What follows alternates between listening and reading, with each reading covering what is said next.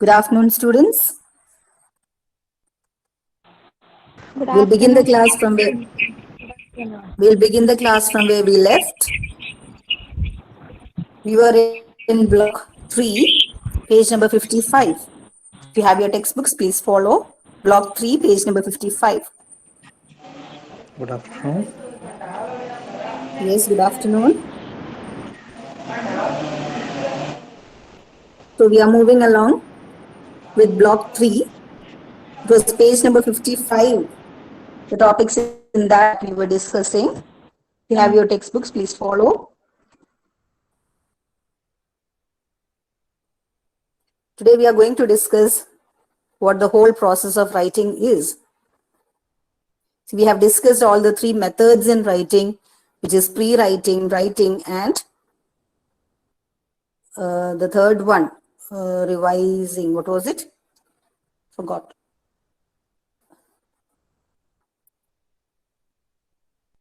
So now into the actual process of writing. What does it contain? What are the things that we have to discuss under it? The actual process of writing, the writing process. The subunit is 3.5. How do we write the first draft? How do we write the first draft of anything that we are asked to do, whether it is of an assignment, whether it is of an article that we are about to write on a particular topic, currently relevant topic. See, in all these things, how do we write the first draft? See, we might have collected information from several sources. We might have already known certain facts about the particular topic that we are going to write on. And in such cases, we might have jotted down points here and there. And in the first draft, what we are going to do is we are going to build a rough framework of the content in terms of meaning and form. We just write down whatever we have got, whatever information we have got in terms of sentences. We write it as sentences, and see, that becomes our first draft. It is just a provisional writing. It is not something which is kept there for use forever. It's just a provisional writing. It might, or it does have to be changed. If improvisation is necessary, we necessarily have to bring in improvisation in such cases. See, it is just an experimental, a test that we are going to write on something. See, what we do is, whatever points we have gathered, we bring them together. Nothing else. We bring them together. We do not organize it properly. We generally write it down in one single paper. And the second stage in writing, the process of writing, is the process of revision, revising the first draft. See, while we revise the first draft, what we are actually doing is we are actually carefully reviewing the first draft. Careful review of the first draft is to be done in the sense that we have to check if there is something, some main points which are left out, or if there are points that we can add to this particular subject matter, or if we have included something which is unnecessary with regard to the topic. So if you have a topic with you and you are asked to write in an article, you write a first draft. After the first draft, what you are doing is you are revising the first draft. And while you revise, what are the things that you necessarily have to check for? See, page number is 55, third block, 55, 56, third block. So what we are necessarily doing while revising is we are carefully reviewing the first draft.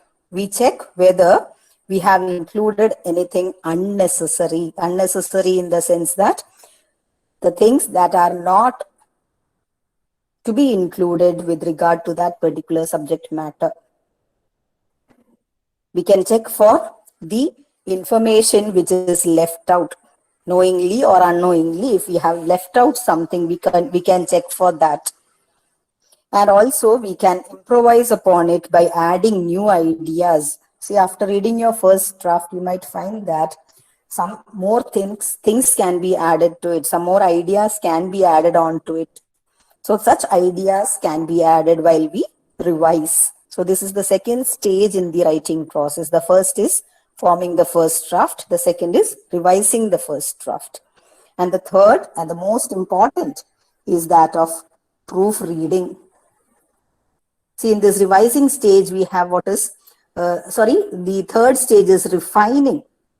The third stage is refining. And how do we refine things, or how do we make things better? Whatever we have written down, sometimes we can check whether the examples that we have given, they are proper, appropriate, suitable to the context. You can also check upon whether the sections, the subsections follow each other logically. There is a logical coherence between the ideas. See, something written in the first paragraph, if it does not match with something written in the second paragraph, it does not make a good write-up. So, one logical coherence, a kind of a follow-up, a coherence should be there between the main topic and the subsections below them. So, if you have to check whether this is there. So we have to bring refinement in our work by improvising such things. See, we can check for if we can add in more examples, more suitable examples to the idea that we are discussing. See, that becomes what is called refining. That becomes a part of what is called refining. See, while refining, we check for all these things. And we also check for gaps in the writing. If there is anything, a gap, something which is showing up as a gap, the ideas are not joined together, the ideas are not having a coherence. So such gaps, such missing links, if there are, we can add them also while we refine our first draft. The fourth is the stage of editing. The fourth stage in writing is editing. And we all know what editing is. While editing, we look for, what are the things that we necessarily look for? We look for grammar mistakes. We look for spelling errors.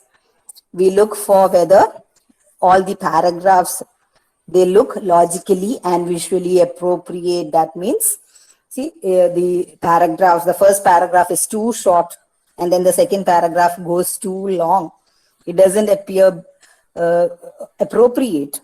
So this appropriateness in terms of the visible aspect, whatever is visual, that can be brought in while we edit. And similarly, we can look for the tenses, whether we have followed the same tenses throughout a particular paragraph, the grammatical errors. We can look for the vocabulary aspect, whether we have used the apt words in order to describe the idea intended by us. നമ്മൾ ഉദ്ദേശിച്ച കാര്യം എന്താണോ, അതിന് apt ആയിട്ടുള്ള വാക്കുകളാണോ നമ്മൾ ഉപയോഗിച്ചിട്ടുള്ളത്, അതെന്ന് നമുക്ക് എഡിറ്റിംഗ് ചെയ്യുമ്പോൾ നമുക്ക് ചെക്ക് ചെയ്യാവുന്നതാണ്. പ്രിസൈസ് ആയിട്ടുള്ള വേർഡ്സ് ആണോ, അതൊക്കെ നമുക്ക് ചെക്ക് ചെയ്യാവുന്നതാണ് എഡിറ്റിംഗിന്റെ സമയത്ത്. Then we have to look for the formatting aspect.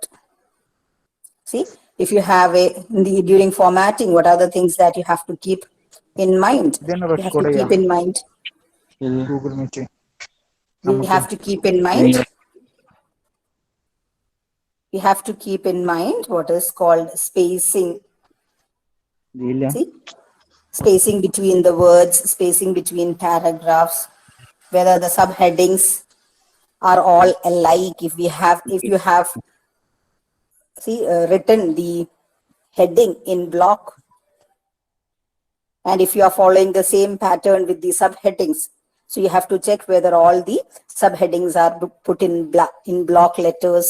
So such things you can check in while we edit. So formatting is another aspect of editing. So checking for grammatical errors, checking for the tense forms, whether they have been put correctly, checking for indentation. What is meant by indentation? See, when we paragraph things, when we put things into paragraphs, the the space that we leave away from the margin while we start a new paragraph. See, such things are known as indentation. See, page number is 57, block 357. So indentation is this kind of an arrangement and an alignment of the paragraphs and the subtopics and the topics. So that is called indentation. And then we have the visual aids. We can look at the visual aids that we are using while we write the article. See, if you have used graphs or charts, you can see that they are placed at appropriate places. They are kept at appropriate places. We have to look for that.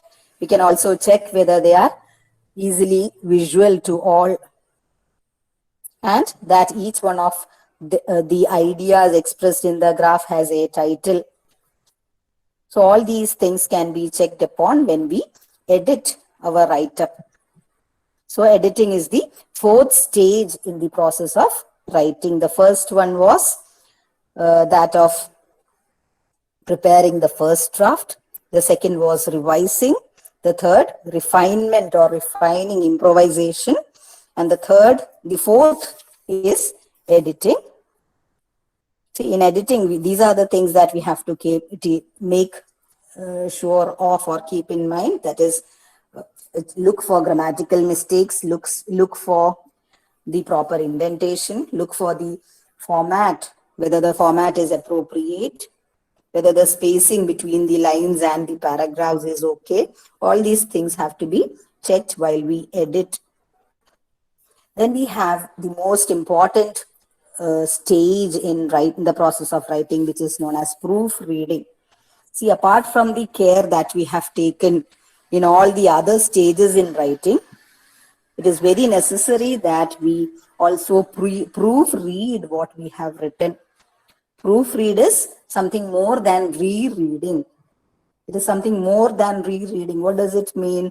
We are not simply rereading whatever we have written, but we have to read it word by word very carefully.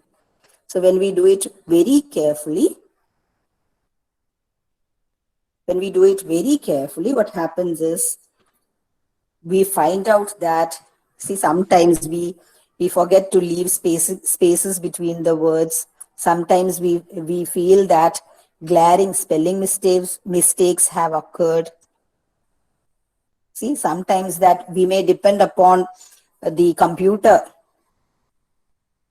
so that it auto corrects all our spelling mistakes, but all the words will not be identified by the computer system, so we may go wrong. So such things we have to keep in mind, and such things we have to proofread and correct then and there. See, while we proofread, we have to be very slow. We have to look at each and every word.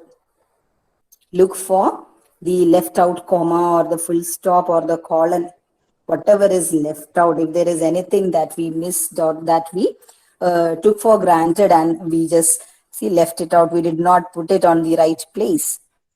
So such things you have to pay attention to. See, if you have an article which consists of digits or numbers, whether all the numbers that you have included in the article, whether they are correct or not, you have to check them once again. See, sometimes it happens that we may forget to add a zero at the end. So that creates a very big mistake. So such things you have to note down while proofreading. It is always better that you seek the help of another person to proofread whatever you have written. See, because we almost always take things for granted when it comes to our own writing, our own write-ups. So if another person, somebody else proofreads it for us, it would be good that, see, he might find out more and more errors of which we were quite blind to. നമ്മൾ ശ്രദ്ധിക്കാതെ പോയ, നമ്മൾ അറിയാതെ കണ്ടില്ല എന്ന് നടിച്ച ഒരുപാട് mistakes മറ്റൊരാൾ നമ്മളെ പ്രൂഫ് റീഡ് ചെയ്യുമ്പോൾ നമുക്ക് അയാൾക്ക് അത് കണ്ടെത്താനോ അത് തിരുത്താനോ സാധിക്കും. So that is the most important stage in what is called the writing process. So there are 5 stages in the process of writing we have learned just now. See, somebody was asking, please explain the ideas in page number 56. See, it is on editing. See, what do you mean by editing? Carefully reading out the draft to ensure that whatever we wanted the article to be, whether it has turned out to be so. നമ്മൾ വിചാരിച്ച പോലെ നമ്മൾ article വന്നിട്ടുണ്ടോ, ചെയ്യാൻ സാധിച്ചിട്ടുണ്ടോ നോക്കലാണ് editing എന്ന് പറയുന്നത്. See, we look at whether all the paragraphs have been put logically and visually at appropriate places. ഇപ്പൊ വേണ്ട രീതിയിൽ വേണ്ട സ്ഥലത്താണോ പാരഗ്രാഫ്സ് ഒക്കെ വെച്ചിട്ടുള്ളത് എന്ന് നോക്കല് എഡിറ്റിംഗിന്റെ ഭാഗമാണ്. അതായത് see, some paragraphs might be very small, some might be very long, some might be very long, and it doesn't appear good when you look at it in print. When you look at it in a piece of paper, it doesn't look good if one paragraph is very small and the other is too long. So such things, see, keeping an appropriate size for all your paragraphs, if that has been done or not, that we check while we edit. We look at the sentences, whether all the sentences carry the same tense. So when we write a paragraph, we actually have to follow the same tense throughout. And we have to check if we have used a wrong pronoun or not. See, sometimes it happens that we might be writing about a male person, and we might be writing the pronoun he. But see, sometimes we forget and that we quickly add on the pronoun she in between the paragraphs. So such things, such minute but see very glaring mistakes, if noted, we can correct them during the editing phase or editing stage of writing. We can check for the vocabulary, whatever words we have used, whether they are the appropriate words suitable to the context, that we can check. See, and then formatting.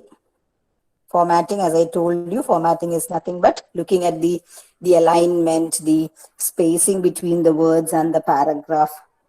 See, that is called formatting.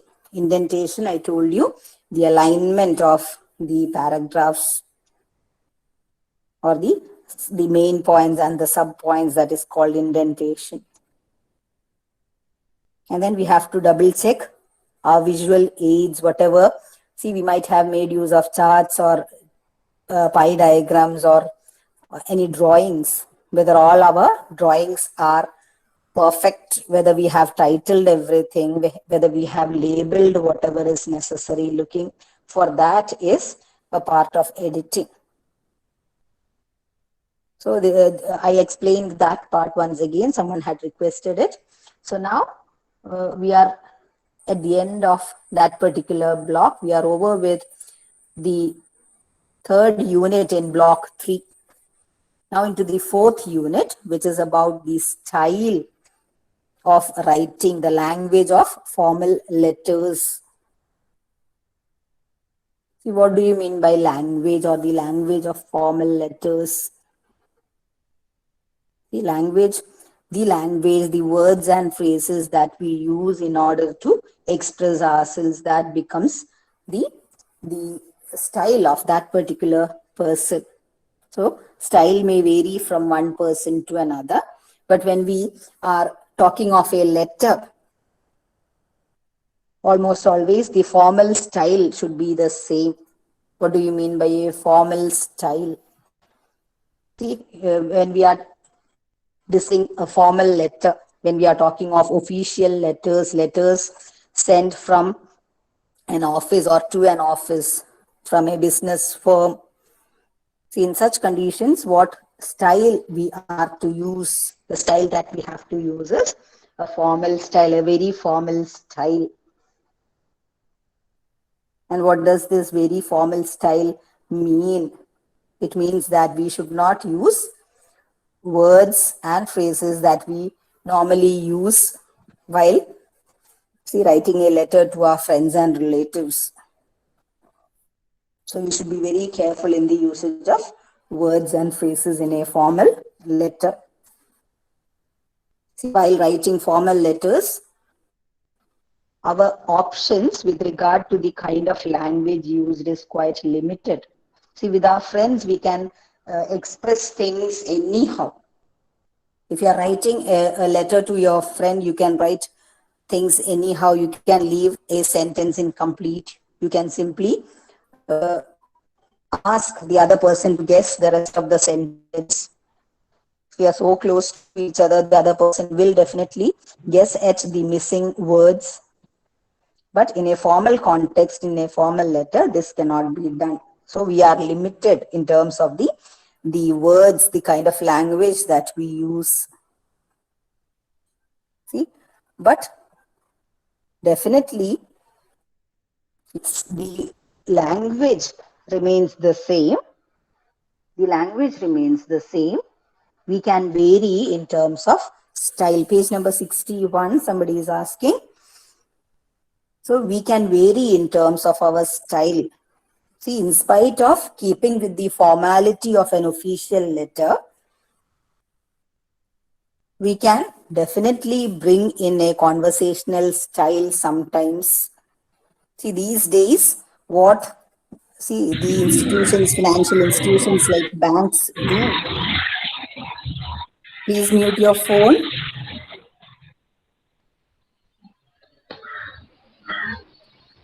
Okay, well, see what institutions like banks do. They most often make use of a personal and friendly style. See, an example of it is there in your textbook. We'll be discussing it very soon. Page number 61. The style is the use of words to achieve a certain tone or an overall impression. So I told you, we have to keep with the formality in terms of language, but we can, as individuals, we can vary in terms of our style. Each person varies in terms of the style that he or she uses. See, it depends on two things. One is the purpose of writing, and the other is the relationship that we have with the expected reader.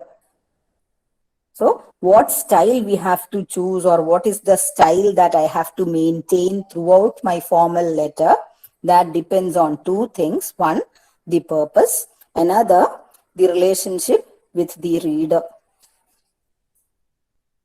See, style is nothing but the use of words in order to achieve a certain tone or an overall impression, the overall impression that we create when we write in a particular manner, that is called style.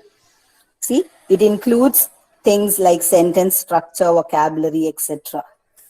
See, you will be understanding it more when I discuss one particular example from your textbook itself, that I'll be discussing soon. See, they can be used in different ways. Style can be used in different ways to sound forceful, passive, personal, or impersonal. So we have forceful style, we have passive style, we have personal style and impersonal style. Your textbook discusses what is meant by personal and impersonal style in detail. Page number is 61, 62. These are the two pages that we are mentioning now. See, personal and friendly style. See, let me tell you a sentence from one of the letters given in your textbook. The letter written by a bank actually. Let me please locate it. Just a second.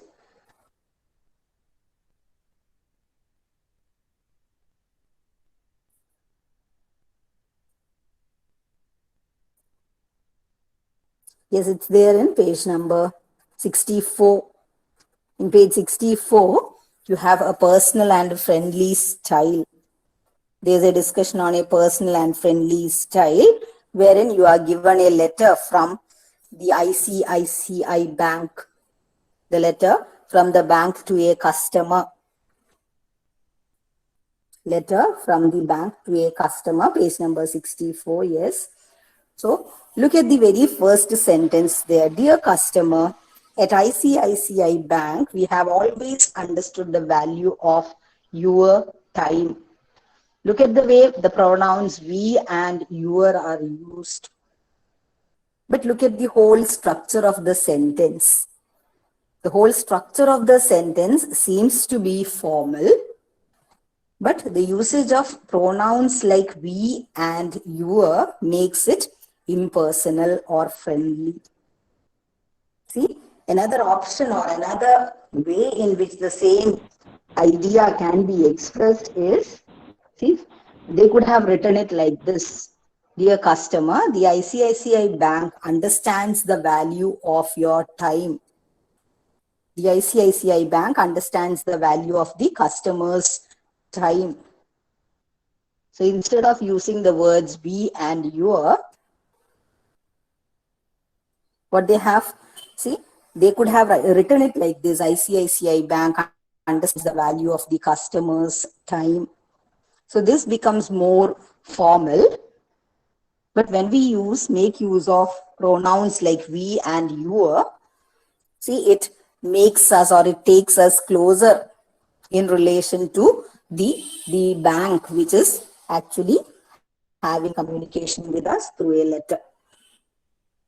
So it makes us easily relatable or readable. So it brings in an element of warmth, a kind of a warmth as if a human being is talking to another. So we do not realize, see, if such a sentence we find out in a letter, we do not realize that actually we are having a communication, we are having a communication with the financial institution actually. So, see, words or pronouns like we, I, your, my, etc. in a formal letter actually changes our style from an impersonal letter to a personal one. See, look at the sentence again. At ICICI Bank, we have always understood the value of your time. So this sounds, see, there is such a warmth in the sentence. The bank tells you that it is always with you. It is always with you. It is always offering its service to you. And the whole letter is about an introduction of a fast forward service. So the customer is being informed about the fast forward service, a new service that they are offering. But still, it does not look mechanical. It does not sound like computer generated routine letter. The same words and phrases, the same expressions, the same way of putting them down. So, what has been changed here is, see, they have changed the style of the letter. Even though this is also a formal letter, this also becomes a part of a formal letter. They have changed the style. So always we have this choice of changing the style even though we are writing a formal letter. So the language is still kept formal, but the style has been changed from an impersonal one to a personal one by the addition of pronouns, by the addition of see many such things, by the addition of using of direct active voice. There is usage of direct active voice there. See, but see, if we use the same personal tone in order to complain, what will happen? It will not have the desired effect. If we use the same personal pronouns or the direct active voice in order to complain about something, or in order to decline a request, or in order to refuse a permission, in such cases, when we report or when we are writing bad news letters, we call them bad news letters. The text is calling them bad news letters, that is declining a request, refusing permission, the complaint letter. In all such cases or in all such letters, we normally do not make use of, we should not make use of personal pronouns, and we should not make use of direct active voice. And why is it so? Because if we use it so, if we use personal style while writing bad news letters, we actually offend the reader. We offend the reader. At the same time, we cause pain and anger to the reader. The blunt statements, even though we have used personal pronouns, even though we use an active voice, if it is stated bluntly, it always causes pain and anger to the reader. See, an example to it is given in page number, let me check.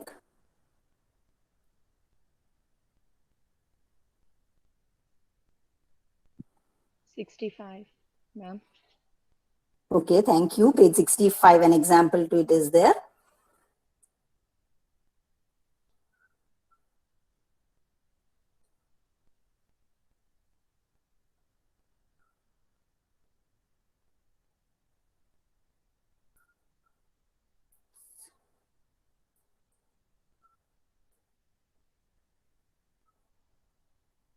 See, for example, it's there in page 66. It's there in page 66. See, look at the way there is a letter in a box. I regret to inform you that you must we must reject your application for admission in our law program. See, again, pronouns are personal. Pronouns are personal. Active voice has been used. But when you hear or when you read such a letter, what is the first impression that a reader has? See, I regret to inform you that we must reject your application for admission to law program. Page number 66. Heading is animal and direct style. Under it, the first box that you have, go through that letter. I regret to inform you that we must reject your application for admission in our law program. See, I, we, our, all such pronouns have been used. Personal pronouns have been used, but see, when somebody reads such a letter outright, see, it definitely causes a pain to the reader. He doesn't welcome it or he doesn't like it at all. It seems so unpleasant. So such blunt statements makes the reader, it pains the reader. It offends the reader. So even though we are stating the facts which are correct or which are correct as per the norms, making use of personal pronouns in such cases means in bad news letters, which include declining request, refusing permission, or writing complaints. If we make use of personal style, if we make use of personal pronouns or active voice, it seems to be something which causes pain and anger to the reader. These blunt statements from our part, they may cause pain and anger to the reader, and they also often offend the reader. So personal style is not recommended in such bad news letters. And then what are the other things that we need to avoid when we are writing formal letters? So this style has to be taken care of. That was one thing that we were discussing up till now. Now, into the other things, the things that we need to avoid while writing formal letters. We avoid overused phrases, the phrases that we have been seeing since our childhood. Many of the phrases that we have been seeing since our childhood, the same phrases, we use them even today. See, they do not bring in an impression as such upon the reader. Page number is 68.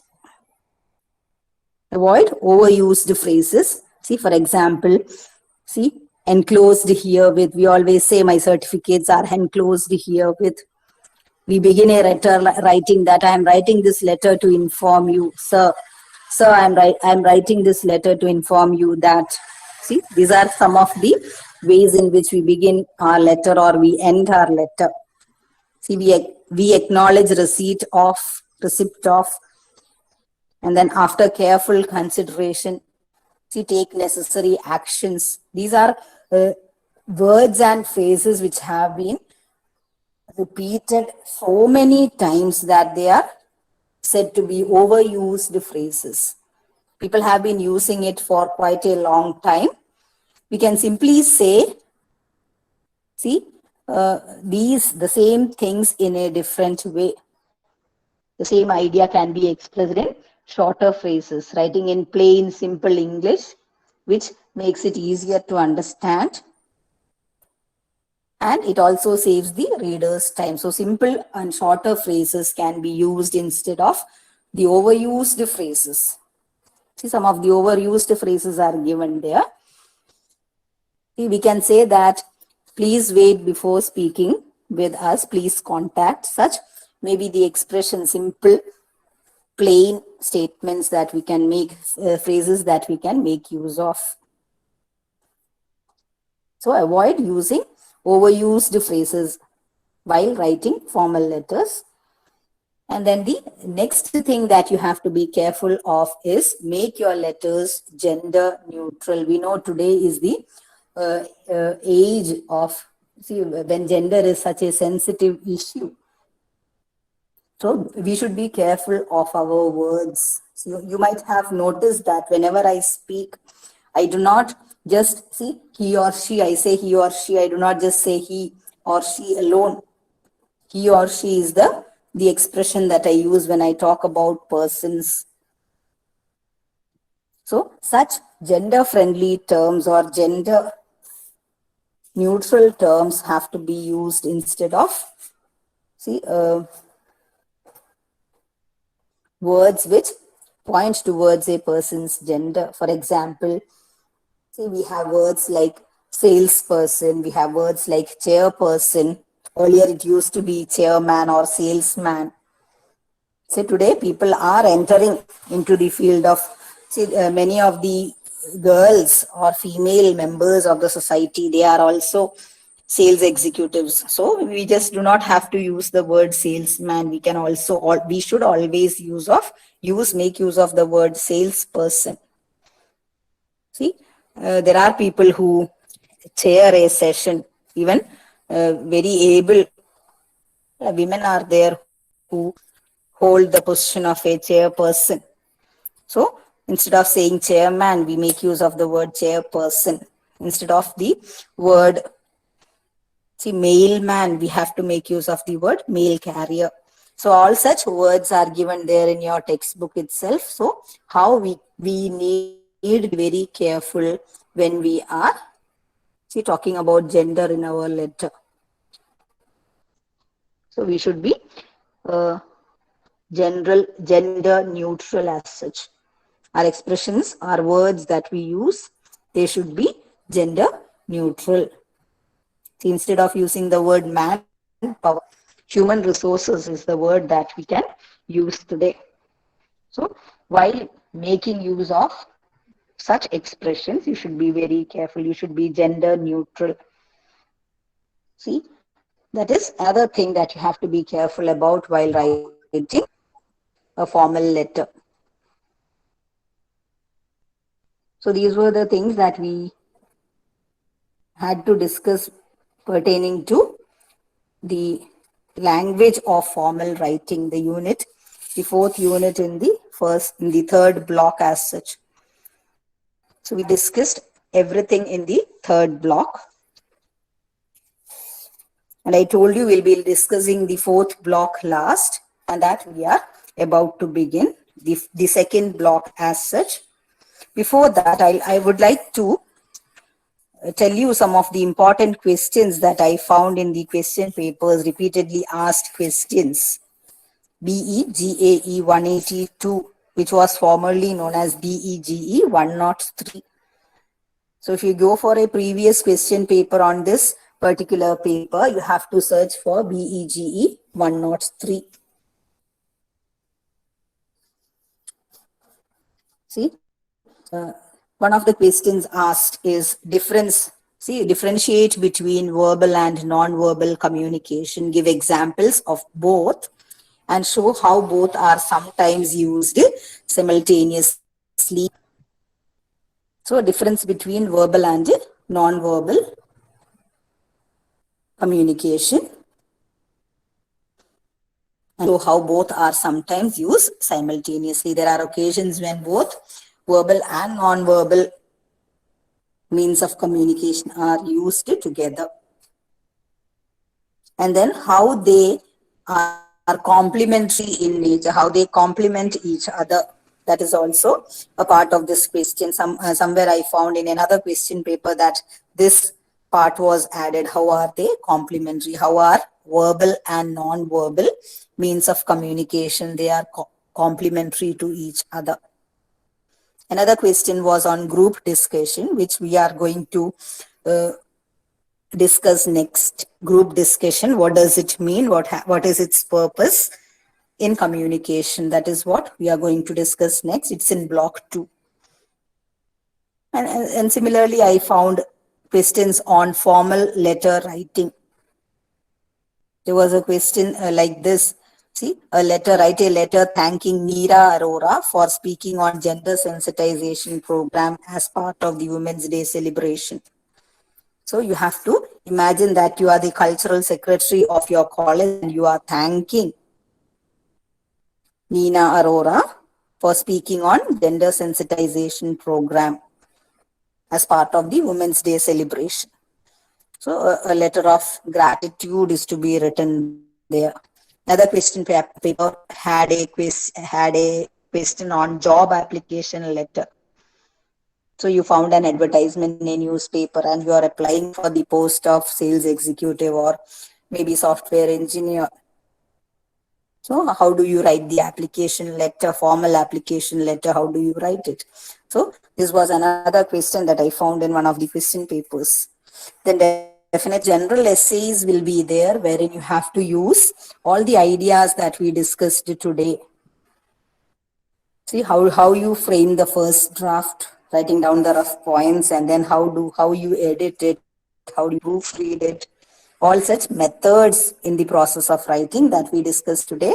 You necessarily have to make use of them while you write a general essay on a given topic. See, there was another letter regarding some damaged furniture purchased by a person. Then you have to build conversation, formal conversation, a dinner talk. See, such things are there in the second block. We'll be discussing it soon. How you build up a conversation during a dinner talk. How do you make inquiries? How do you handle a wrong call? See, all such things we'll be discussing in block 2. And then there was a question on what are the questions you might ask as HRD of a company to a fresh candidate seeking employment with your firm. If somebody is seeking employment at your firm and he or she is attending the interview, what are the questions that you are likely to ask him or her? That was another question. And then importance of body language in communication. We have already discussed it. Importance of body language in communication. We have already discussed it. That was another question that appeared in the question papers often. And then expressions used for showing agreement and disagreement. How do you express your agreement and disagreement? What are the kind of words that we use in order to show our agreement and disagreement? See, all such things we'll be discussing in the second block. So some of the important questions that I found repeatedly asked in your paper BEGAE 182, I just listed them out. You can find more questions. See, it is good that you always Look at the previous year question papers and try to attempt them.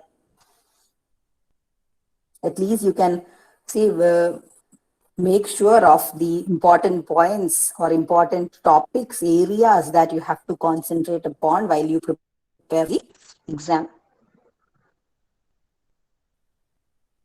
So now we are moving on to the next block, which is block 2. In block 2, the most important area is that of group discussion. What is meant by group discussion? See, group discussion is actually totally different from chatting with your friends.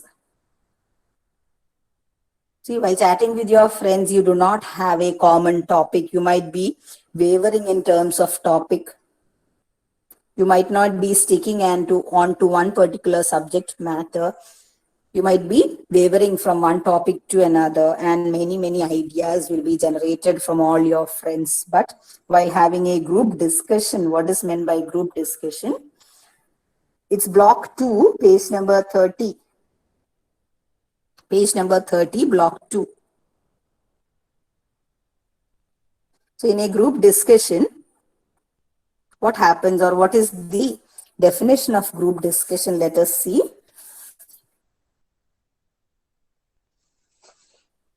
It's a conversation which is intended to serve an objective. What do you mean by an objective?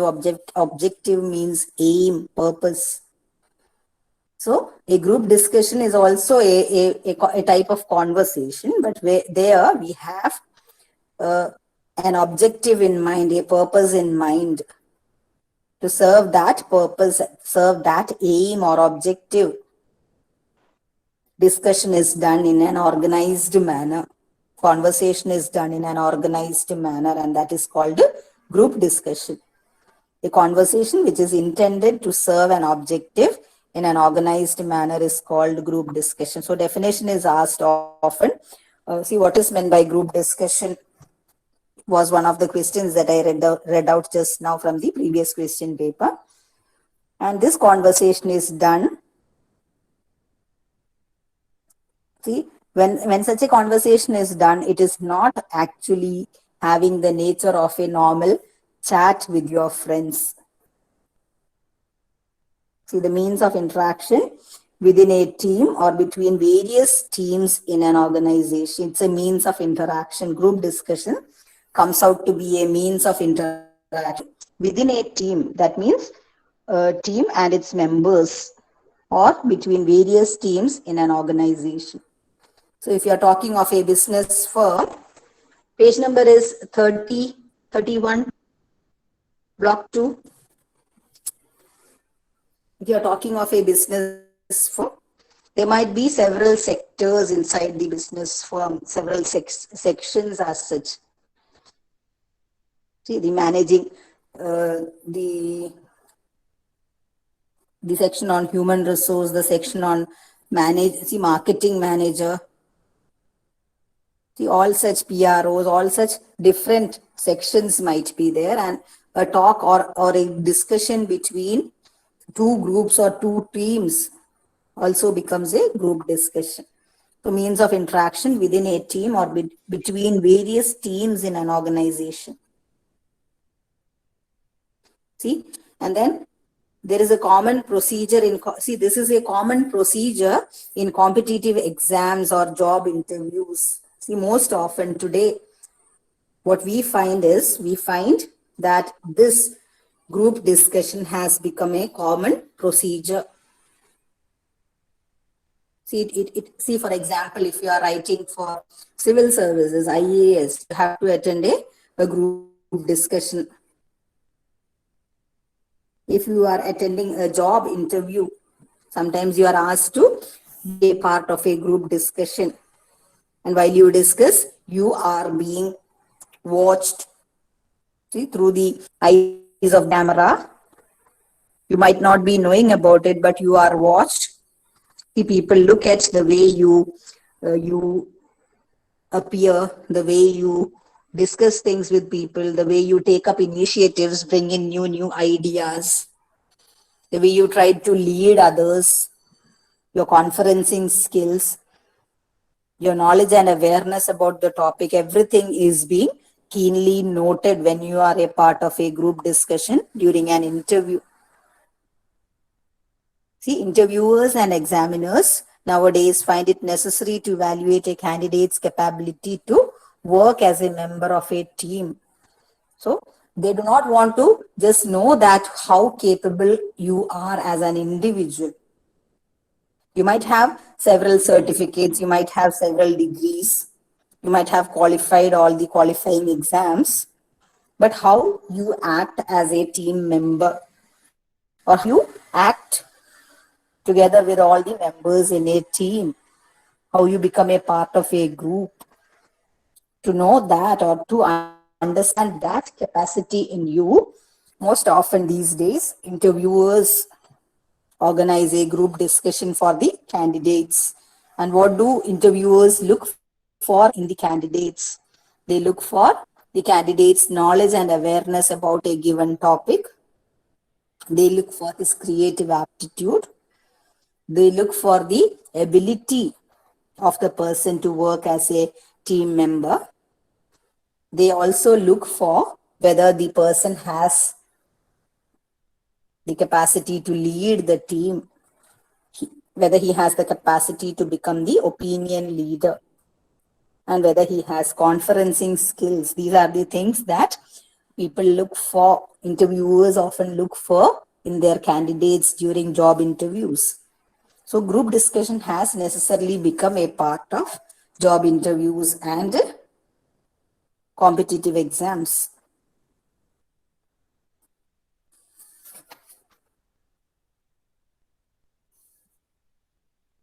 See, during group discussions are basically of two types.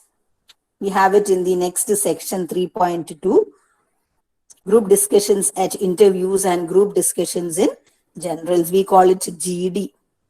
Group discussion is abbreviated as GD. So GD is in interview and GD is in general. Functional differences. So although they have a similar structure, they differ in terms of their function.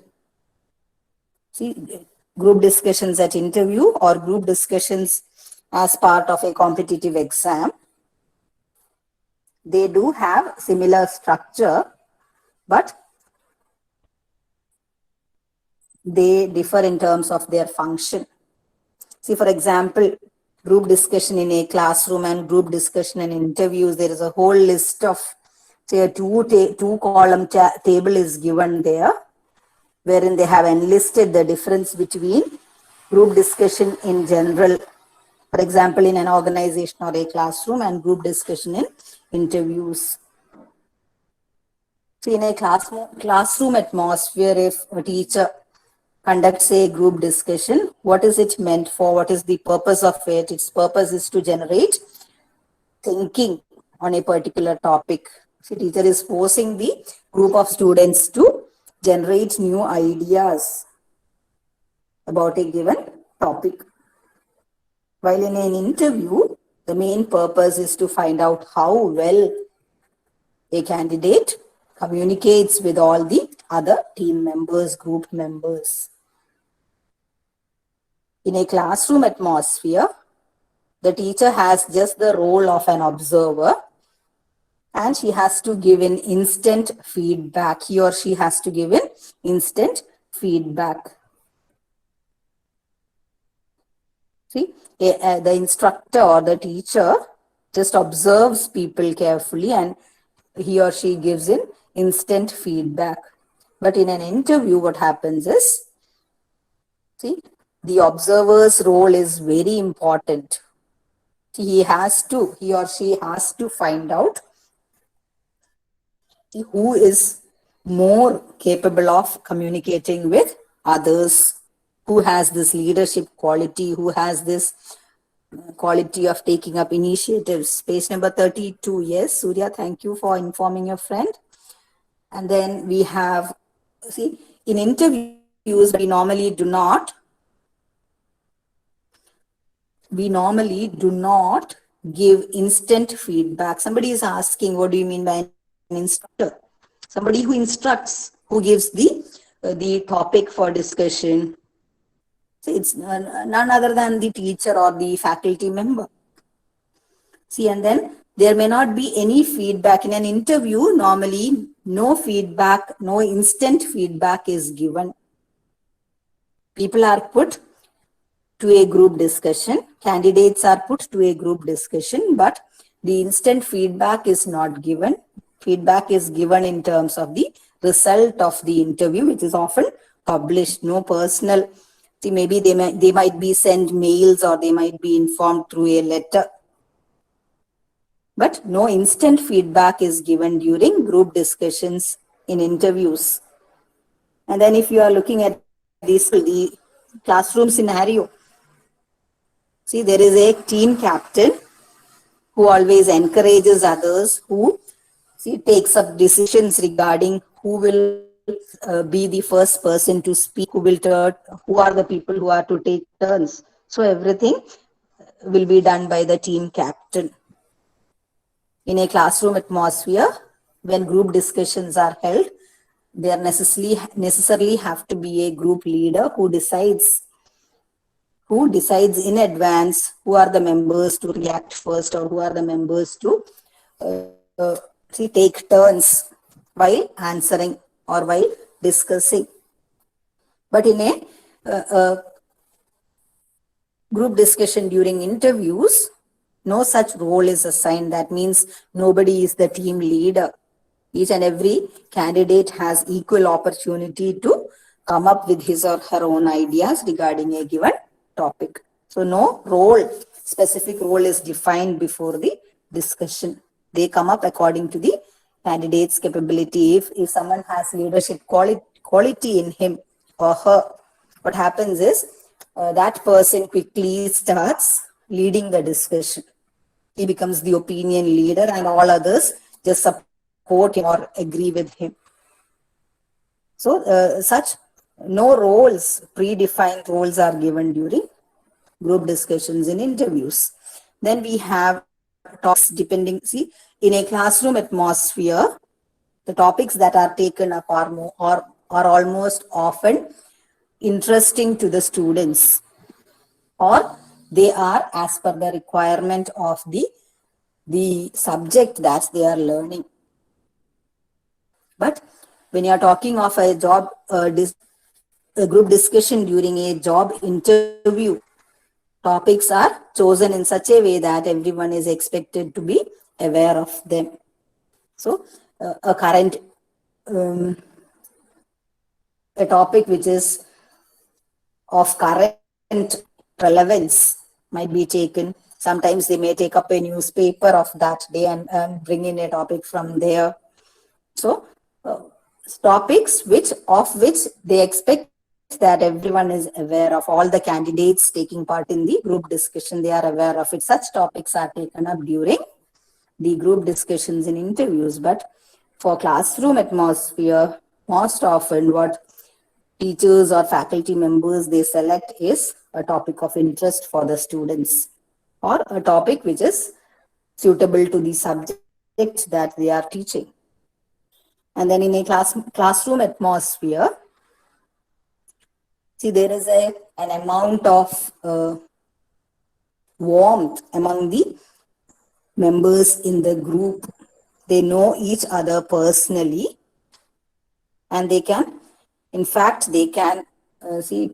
talk about each and every person fairly well. No formal introduction is required in a group discussion in a classroom atmosphere. But while we discuss as part of an interview, a group discussion is conducted as part of an interview, a formal introduction is a must.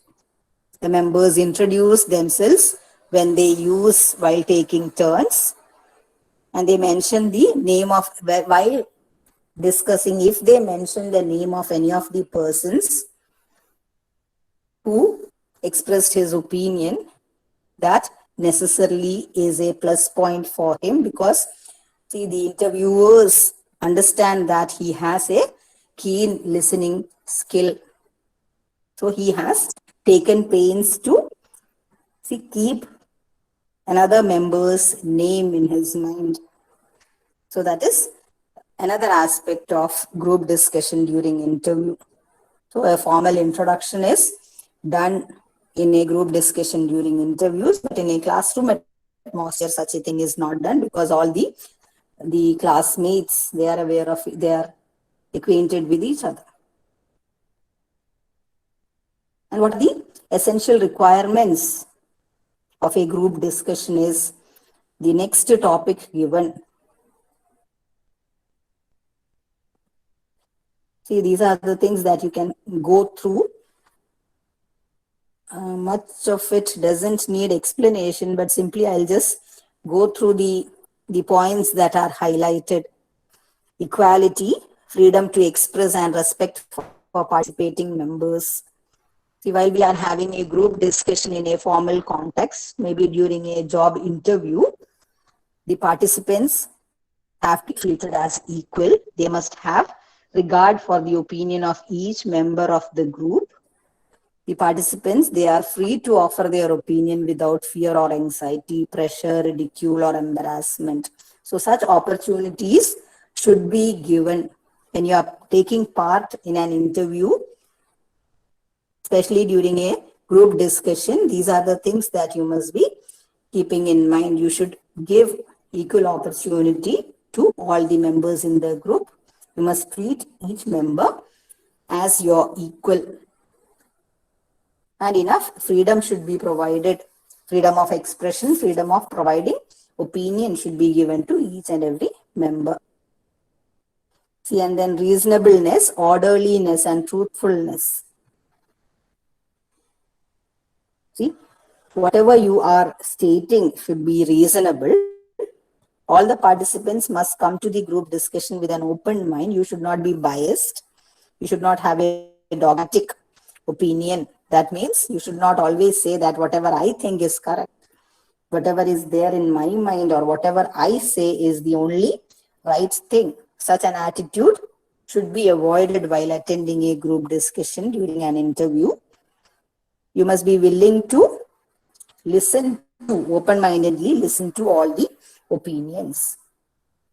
Then they all must be willing to listen to reason and to accommodate others' views. As I told you, the participants must observe order and take turns to talk. See, it should not be that if you have 5 members in the group and one person keeps on talking and talking because he knows much about the topic, the others do not ever get a chance. See, that if such an occasion occurs, that necessarily is a loss for all other members in the group, but that will also create a bad impression about the person who keeps on talking and talking. See, we are in page number 33. Reasonableness, orderliness, and truthfulness. So one should be open-minded. One should not have dogmatic opinion, and we should speak in a particular order. We should give equal chances to all the members in the group in order to express their opinions. And whatever we speak, that should be true. The participants must speak what they believe to be true. They must not remain silent. See, remaining silent is another negative attitude which employers might not like in a candidate. So during group discussions, if you do not know anything about the topic, or if you are not that confident, if you remain silent, that is a negative point on your side. So you are likely to lose the job, or you are likely to fail in the interview. So while going for a job interview, or while preparing for a job interview, you should necessarily have to keep these points in mind. If you have a group discussion, how to move on with the group discussion, how am I to behave during group discussions. These are some of the rules That one must keep in mind. See, we should not interrupt another speaker. We should not, shout at other people and stop them from talking because you do not like his opinion. You should not stop listening.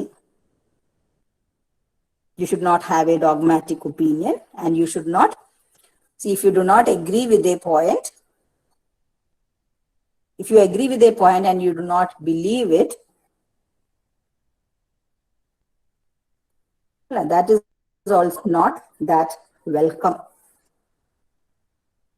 So interrupting, shouting in between the group discussions, such are the things that you should avoid while attending a group discussion during an interview. So that is over with the topic on group discussion. What do you mean by group discussion? Was one of the questions that I saw repeated in all the question papers. What do you mean by group discussion? What is its significance?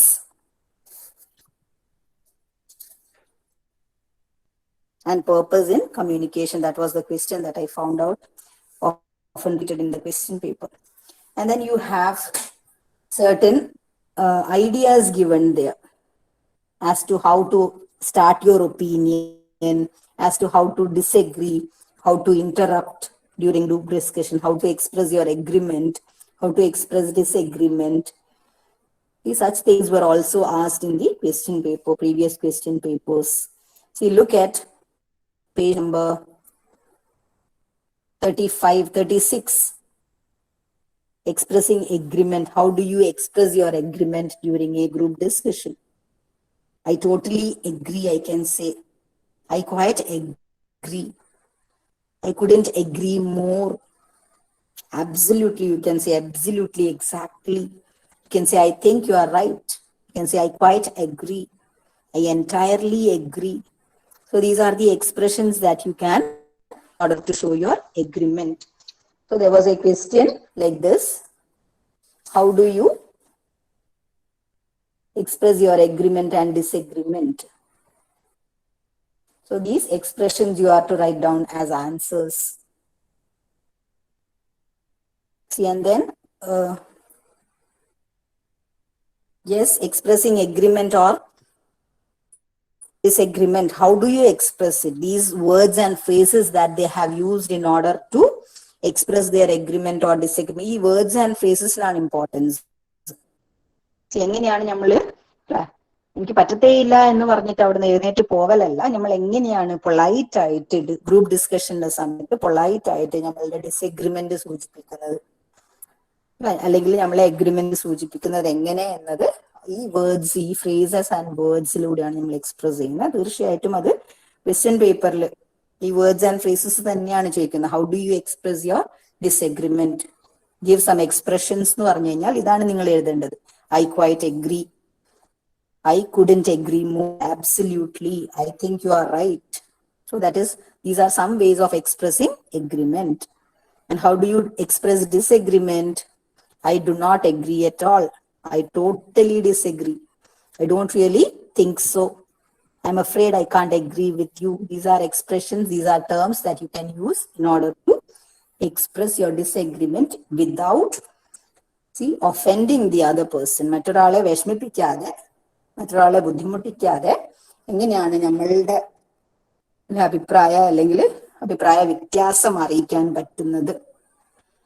അതിനുള്ള കുറച്ച് terms, phrases ആണ്, ഇംഗ്ലീഷിലുള്ള കുറച്ച് expressions ആണ്. അത് അതേപോലെ ചോദിക്കാറുണ്ട് എക്സാമിൽ. So these two I saw in the question paper. The others can also be asked. So you have to go through them carefully.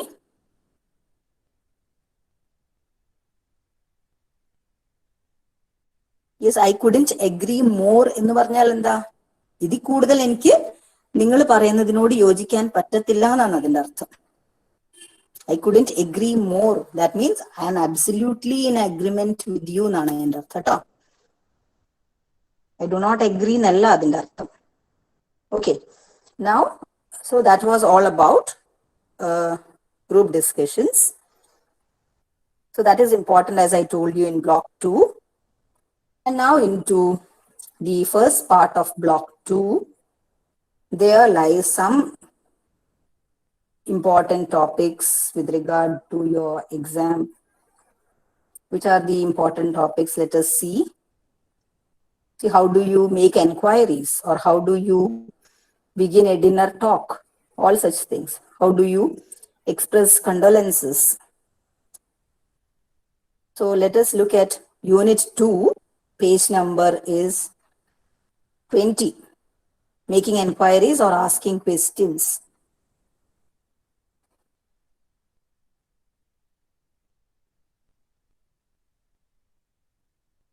Making enquiries or asking questions. See, one thing is, see, while you are talking to a person who is totally unknown to you, politeness has to be maintained always. So you should not let go of politeness. ഒരിക്കലും politeness വിട്ട് സംസാരിക്കരുത്. So there are pieces of conversations given to illustrate politeness in making enquiries. See, simply when you do not know a person, you have called out to a wrong number and you do not know the other person, and the other person is telling you that, see, you are not the person who is wanted. You should not be rude. You can simply say that, see, it's my mistake. I have been dialing a wrong number. You can be polite in all other different ways. There are conversations given. So similar conversation you will have to frame. ഇതേപോലെയുള്ള conversations നിങ്ങൾ എക്സാമിന് വേണ്ടിയിട്ട് എന്താ പറയുക frame ചെയ്യേണ്ടി വരും. Conversations during dinner talk, conversations during telephone enquiries. How do you receive a call? Page number. I'm giving you only examples. You have to read through all of this and understand. You just have to understand them. You do not have to by heart these things. You just have to understand how people are expressing, see, their concerns, whether it is an inquiry, whether it is a dinner talk, how they are talking to each other politely, what are the expressions, polite expressions that they make use of. See, we have moved to block 2. Block 2, page 22.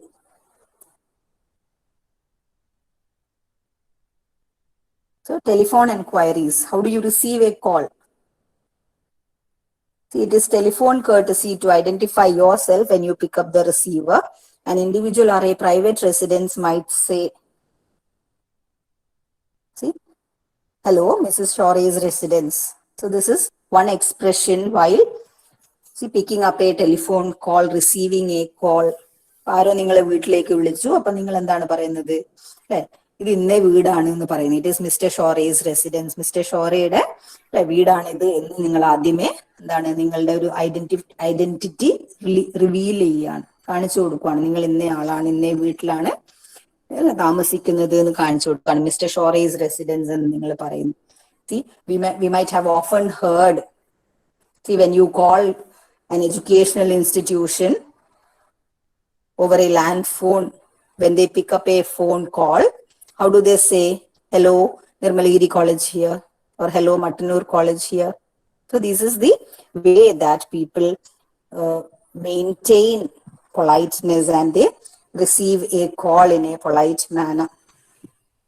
See, this courtesy, telephone courtesy, in order to identify yourself, is maintained in such expressions. And when you make a call, yeah, you cannot simply say that, hello. See, please ask him to come to me. Or, and such expressions cannot be used. Simply just talking out whatever you want at the very beginning of the conversation, telephonic conversation, is not that welcome. So you can say, hello, is that so-and-so number? May I talk to so-and-so person? That is one way of making a call. Or you can say, if the person whom you want has picked up the call, how will you greet him, or how will you say, yes, hi Geeta, this is Prakash. I'm here in Pune for a day. This is how you can begin a conversation while making a call. So there are some more ideas with regard to making a call there. And how do you identify a person? If you are going to, you cannot simply say, who are you? See, picking up a phone and you do not know the person and you're simply asking, who are you? That is very, very rude. How will you ask, may I know who am I speaking to? Could you repeat your name, please? May I know who is calling? These are polite expressions. See, polite ways of saying things or identifying the caller. If you do not know the caller, you can ask like this. You cannot simply say, who are you? Or what's your name? That sounds to be quite rude. Somebody who is, yes, please mute your phones. So may I know who am I speaking to? Could you repeat your name, please? May I know who is calling? These are expressions that you can use in order to identify a caller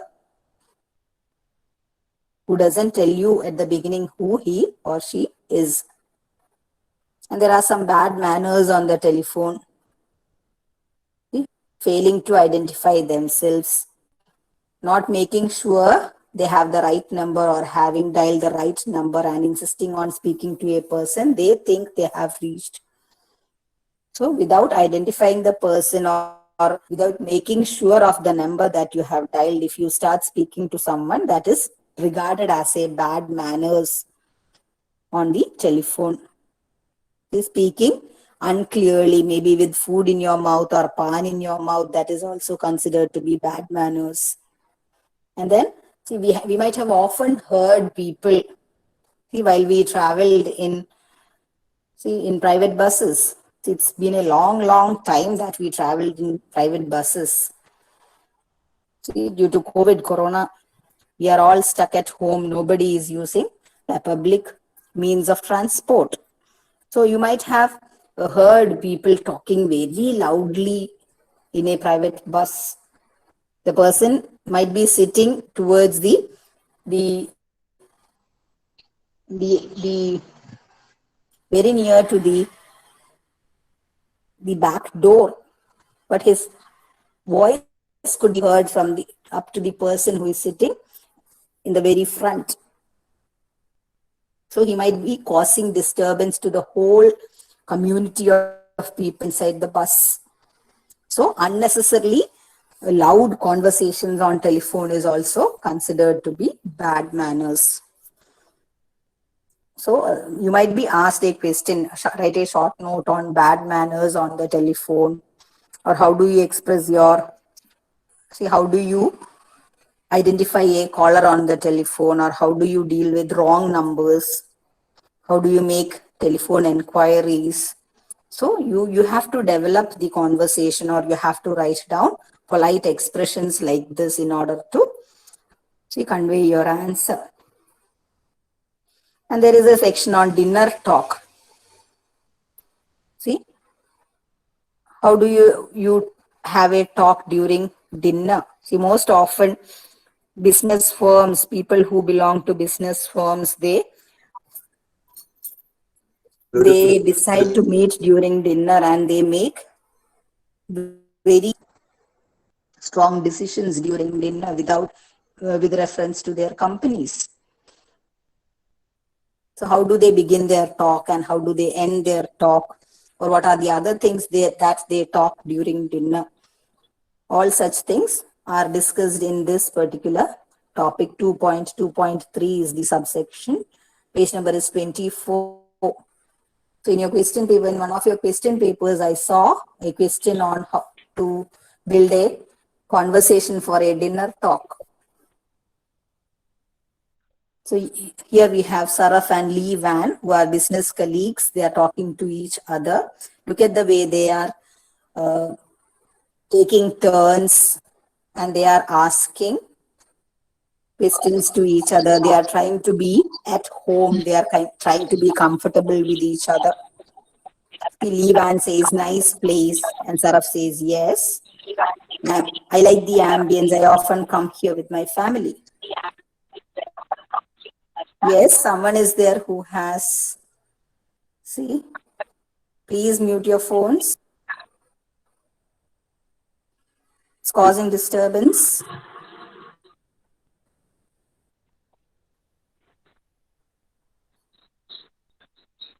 See, during a dinner talk, if two members of a business firm are talking with each other, how do they behave, or how do they see open up the conversation? How do they get into see personal matters? See, look at the way Levan is asking, kids in school? Are your kids in school? Is what the other person means.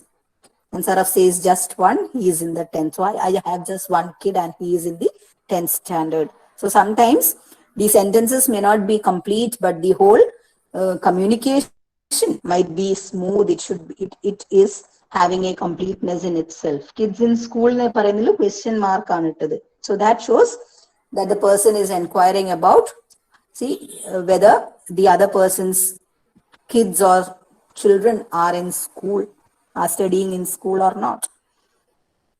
So this is not a proper way of asking a question. Kids in school, are your kids in school?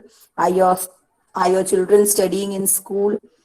Might be the right way or grammatical way of asking questions, but while we are having a conversation, such expressions are welcome. They are said to be correct. Kids in school and then question mark.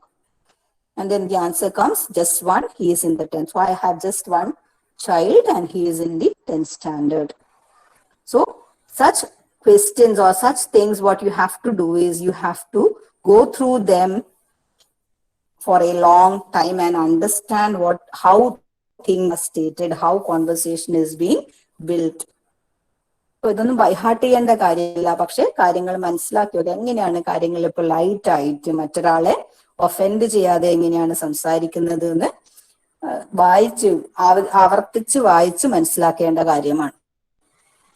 See, and if there is a question paper in which you are asked to write about how to express your condolence. See, when do we express condolences? When we have or somebody has lost his near and dear one. Yes, people are requesting me to express, talk about the part on condolence. See, how do we express our condolences? Condolences express if someone who, say, if our dear friend has lost one of his dear and near ones, my friend has lost his, maybe his brother or father or someone like that. And if I am talking to him, how do I talk? How do I manage to talk to him during such situations? Inquiring about personal bereavement is a very sensitive matter. See, if I have a friend who has lost his mother just yesterday and I'm talking to him or her, how would I begin the conversation? It is a very sensitive matter. See, in such situations, I cannot simply go and say, when did he die? What happened to her? Or such questions I cannot ask, even though he or she might not be my friend. I cannot simply go and ask the person, what happened? How did he die? I cannot simply go and ask like this. That seems to be quite rude. So such matters are quite delicate, sensitive in nature, and we have to handle them very carefully. See, look at the way Shraddha meets her classmate within a few days after his father's, see, misprints are there. Few days nanu, adupola father's death nanu. So read the conversation. You are asked to read the conversation. And how does Shraddha begin? Extremely sorry, Vibin. I can understand how painful it must be. See, extremely sorry എന്ന് പറയാണ്. എന്നിട്ട് പറയാണ്, എനിക്ക് മനസ്സിലാവുന്നു, എനിക്ക് ഇത്രത്തോളം വേദനാജനകമായിരിക്കും ഈ ദിവസം, അല്ലെങ്കിൽ ഈ ഒരു പ്രതിസന്ധിയിൽ നിന്ന് എനിക്ക് എത്ര വേദന ഉണ്ടാവുന്നുണ്ട്, എനിക്ക് മനസ്സിലാവും എന്ന് പറയാണ്. So there itself you are actually, the page number is block 224, just before dinner talk. So see, I heard, see, I can understand how painful it must have been. So you are trying to console your friend. At the same time, you are trying to tell him that you are very close to him and he can actually talk to you in order to get rid of the pain that he has as part of the bereavement of his relative. I heard it was all too sudden. ഞാൻ കേട്ടു, എനിക്ക് പെട്ടെന്നായിരുന്നു മരണം എന്ന് ഞാൻ അറിഞ്ഞു, ഞാൻ കേട്ടു എന്ന് പറയാണ്. എത്ര പൊളൈറ്റ് ആണ്. And the person is then forced to talk to you out of love, out of consideration. നിങ്ങളോടുള്ള സ്നേഹം കാരണം അയാൾ പിന്നെ നിങ്ങളുമായിട്ട് സംസാരിച്ചു പോവുകയാണ്. Yes, he was so active, had gone to work that day. I just can't believe he is in there. അത്ര ആക്റ്റീവായിരുന്നു എൻ്റെ അച്ഛൻ, ജോലിക്കും പോയിട്ടുണ്ടായിരുന്നു, എനിക്ക് വിശ്വസിക്കാനേ പറ്റുന്നില്ല, അല്ല അദ്ദേഹം എന്നേക്കുമായിട്ട് എന്നെ വിട്ടുപോയി എന്നുള്ളത് എനിക്ക് വിശ്വസിക്കാനേ പറ്റുന്നില്ല എന്നൊക്കെ പറഞ്ഞിട്ട് അല്ലെ സുഹൃത്തും കൂടി ആ ഒരു കോൺവെർസേഷന്റെ ഭാഗഭാക്കാവുകയാണ്, കൂടുതൽ സംസാരിക്കാൻ അറിയാതെ സ്നേഹം കൊണ്ട് പ്രേരിപ്പിക്കപ്പെടുവാണ്. So you cannot simply go in such situation and you cannot simply just say, what happened to him? How did he die? Was there any health issue? Such direct questions can be avoided or must be avoided in such situations. Very sensitive issues these are. So in such delicate and sensitive matters, you need to be very careful. You need to rephrase your sentences and ask very politely. Talk to people with much consideration and care. So that was about condolences. Now, I think all other things with regard to the second unit in block 2 we have discussed. And then we have block 1, which talks about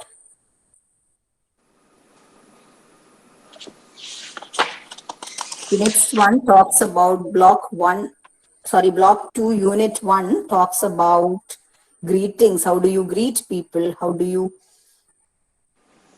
have an informal conversation? How do you engage in small talk? All such are the things discussed in the first unit in block 2. How do you introduce yourself? See?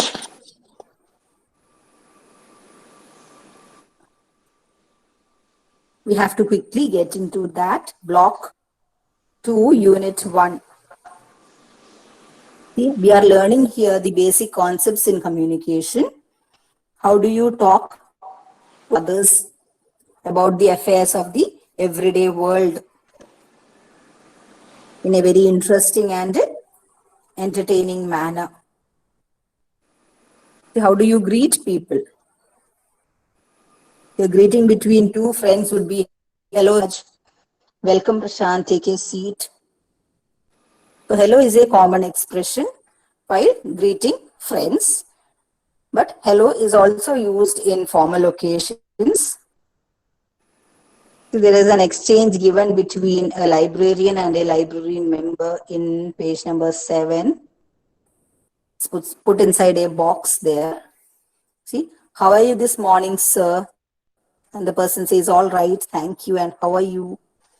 So these are phrases and expressions, polite phrases and expressions, which we often make use of in order to greet people, to exchange greetings. See, how are you this morning? A library member is asking a librarian, and the librarian says, all right, thank you, and how are you? And the other person says, fine. And here are some new arrivals. I'd really be interested in these new books by Pamuk. And thank you very much. The other person says, I read this Nobel Prize speech and I'm really eager to read all the other books. So a conversation has been built up. See, in informal speeches, half sentences and phrases can be used if they are face to face.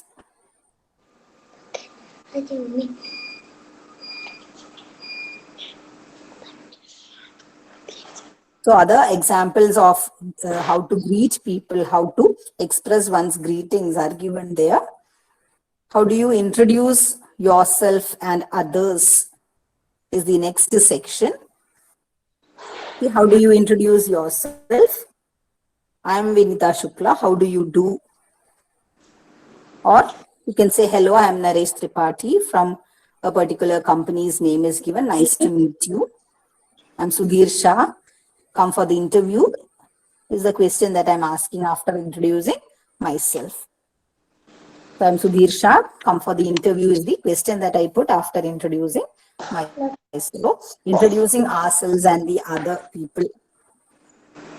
How do you do it? How do you do it in polite ways is what is taught in this particular section.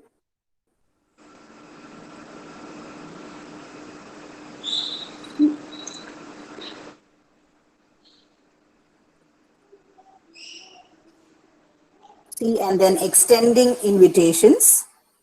See, I'm in block 2. I've not gone away from block 2. I'm looking at unit 1 in block 2. Just before that, I have looked at unit 2 and 3. Why am I looking in this particular order?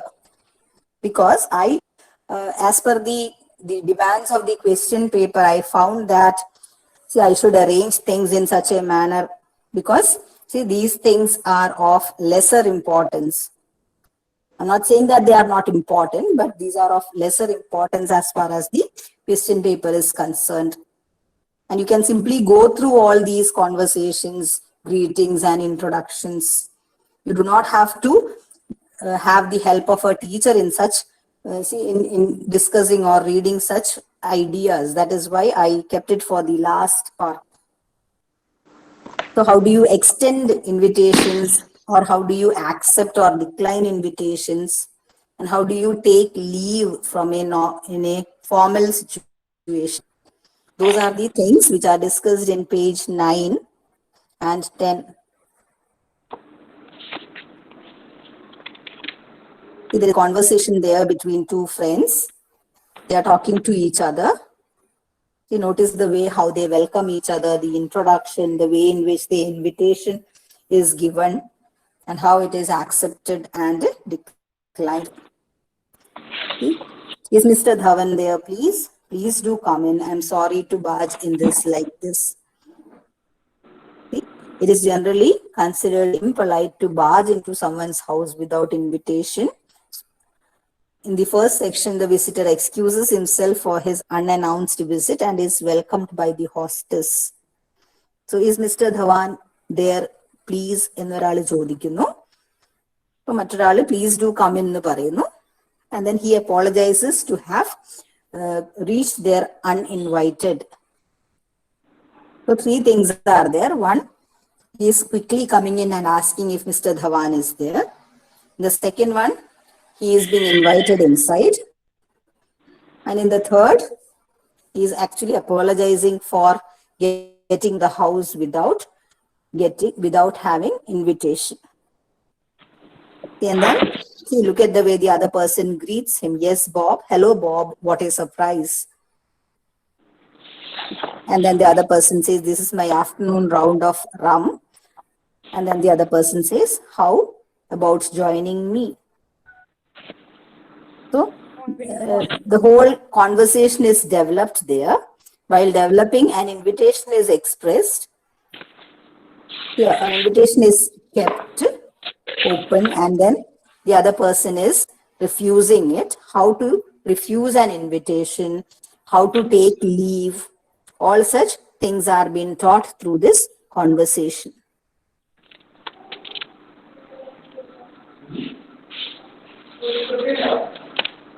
See? Well, I am in a hurry. I just came to ask you. See? And I should be delighted if both of you come to my party next Saturday. This is how you invite people. I'm in a hurry. See, taking leave out of something, and he says, I'm in a hurry. I just came to ask you, Mr. Dhawan and Gautam. And I should be delighted if you and Gautam come could come to my party next Saturday. So an invitation is extended there. And then how? See, invitation is being declined. See, I'm not so sure about Sonali. You see, she may have to visit her ailing aunt that evening and Gautam's away at Allahabad, but I will come. So this is how one declines a particular invitation. So I'm not so sure about it. I'm sorry, I cannot accept your invitation. Such are the expressions that you use in order to decline invitation. So questions may be there how to decline invitation. Write some polite expressions to decline invitation. Write some polite expressions to accept invitation. Such questions might be there. And then is a section on small talk. I think we have already discussed what is small talk. See, small talk is nothing but a conversation normally between people who are not familiar with each other, who have been meeting for the first time and they are trying to build up a rapport. See, such a thing is called a small talk. And what are the issues that one must not discuss during small talk, and what are the things that one can discuss? See, one can talk about it, the weather. One can talk about the movies that have been recently released, or one can talk about the climate as such. One can talk about the hotels around, the food served in the hotels around. So all such things can be taken up as favorite topics during small talk. So if you're meeting a person for the first time, maybe during a journey, during a bus journey, and you're talking to him, you cannot simply just ask him, what is your name? Where are you working? What is your salary?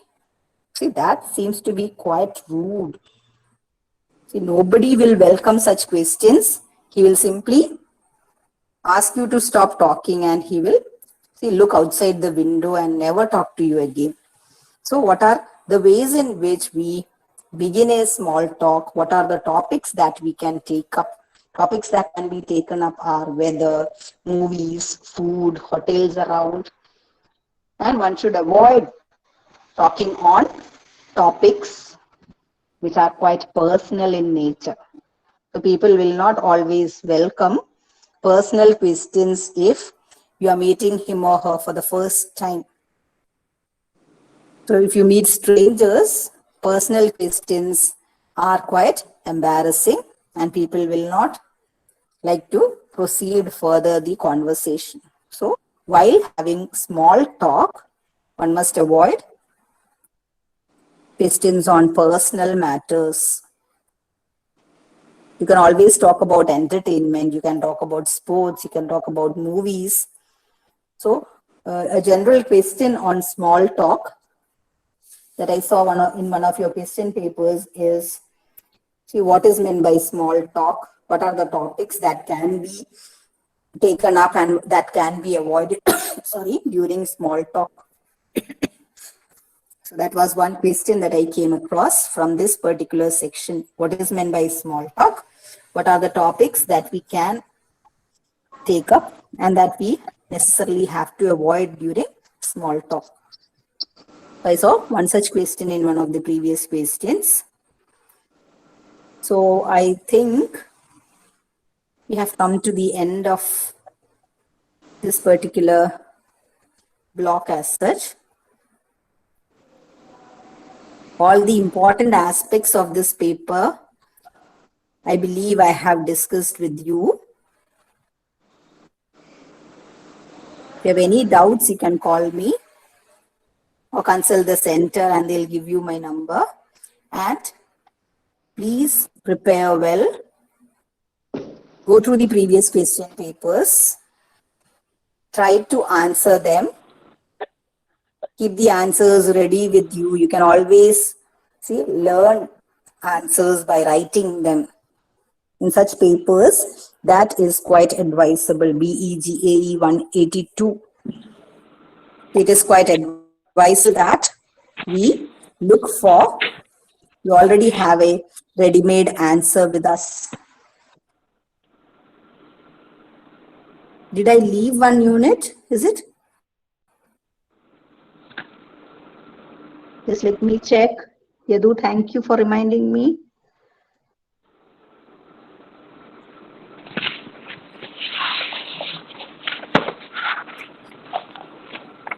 See, please don't go away. Let me check which unit he is talking about. Yes, presentation skills, essentials for presentation skills. See, probably because I did not find any question from this portion, that might be the reason why this lesson skipped from my attention.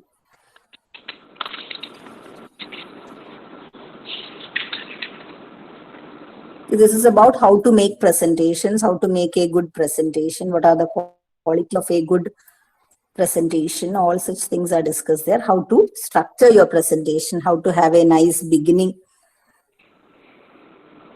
See, page number, if you look at page number 61 in block 2, see, structure of a presentation. I think that area, if any question might be expected from this particular unit, it might be from this particular area. The structure of a presentation as such. See, before giving a presentation on a subject, we plan in advance what we intend to say. So before giving a presentation, we necessarily have to have a plan in mind how to begin and how to state things in a particular order. So here is a flow chart given, which will help you to organize your thoughts beginning. So while you have a presentation, first you have to introduce yourself. The second thing is you have to state your purpose. See, what is the purpose of your presenting this, arranging this presentation. Then relate subject to the audience in the sense that you tell them how the subject of your presentation is helpful to the audience or how it is important as far as the audience is concerned. And then give a brief outline of what you are going to present. In the middle part, takes 4 main points, 4 or 5 main ideas very clearly. Support the main ideas using facts in the sense that you can have illustrations, you can give examples, you can make use of charts in order to support your arguments. You can use signposting, you can use visuals. See, in order to agree with, or in order to support your arguments, these things can be made use of. Page number is 61, block 2. And then towards the ending of the presentation, what are the things that you should keep in mind? One is to reinforce what you have said or summarize the main points, reiterate, reinforce what you have said and summarize the main points. That was something that I was doing before Yadu told me that this unit has been left out. Somehow I left it out. See, so we reinforce upon the main ideas once again. We summarize the main ideas and then we should not present new ideas at the end. While making a conclusion or recommendation, you should make a conclusion or recommendation. See, if you are giving a lecture on any topic on literature, you can ask people to go and read more and more of such books. And then relate conclusion to the audience. How does the conclusion relate to the audience? See, you are asking them in order to agree with whatever you have stated by relating the conclusion to the audience. And then you should also invite questions in the sense that, see, how do you invite questions? You ask them, see, I am ready to answer all your questions regarding this presentations. I am ready for any clarification if you want it. So this is how you invite questions. Somebody is asking, how do you get question papers, previous question papers? The way we get previous question papers is just Google it. Google Guru or any other app can actually provide you with PDF copies of the question papers with regard to any subject. I found a particular site in which I could download a PDF of all the previous question papers together. Though it consumes much of my space if I am using a phone, I can be selective. See, if you are talking about this particular paper, it would be advisable that you look for only question papers from 2016 onwards. Because before that, I think the paper was EEG 03. And there's some changes in terms of the syllabus or the topics discussed. So EEG 03 we do not want. We want is BEGE 103, the previous question paper of this particular, previous name to this particular paper, I suppose it is that BEGAE 182. The previous name to it is BEGE 103. So you can search for previous question papers on that. So please, if you see, this is the golden opportunity that you are getting. You have been sitting home. So you are working, you might be working online, you might be working from home, but still you have much of your precious time with you. So please prepare well and all the best. Thank you. Sister, can I conclude? Yes. Okay, sister.